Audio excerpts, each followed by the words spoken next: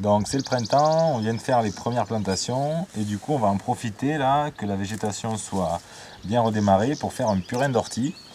Donc du coup on prélève des orties qu'on a dans un coin du jardin en faisant attention de ne pas prélever des orties qui sont montées à graines pour ne pas mettre des graines dans notre purin.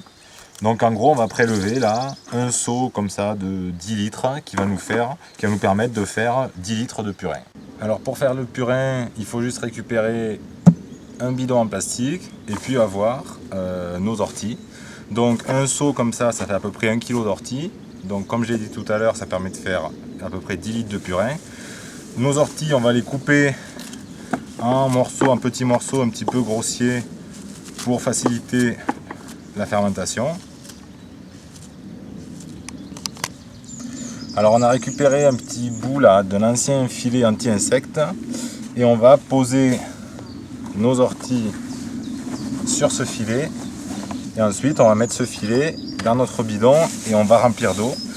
Et l'avantage d'utiliser ce filet, c'est que ça va nous éviter d'avoir le filtrer une fois le purin sera prêt, ce qui évite quand même une corvée et qui permet d'avoir un purin qui se conserve un petit peu plus parce que dedans il n'y a pas d'impureté.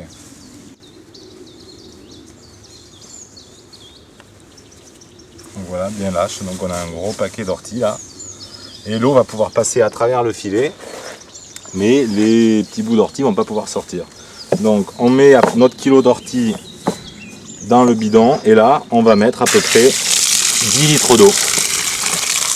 Donc en gros on va remplir jusqu'au-dessus des orties.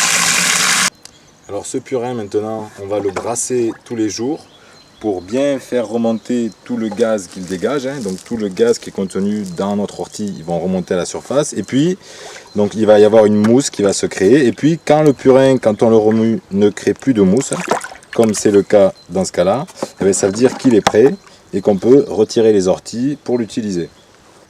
Alors le purin d'ortie c'est très riche en azote, donc c'est un excellent fertilisant, et on va l'utiliser en arrosage de préférence, dilué à 20%, c'est-à-dire qu'on va mettre 1 litre de purin d'ortie pour 4 litres d'eau, ou alors 2 litres de purin d'ortie pour 8 litres d'eau.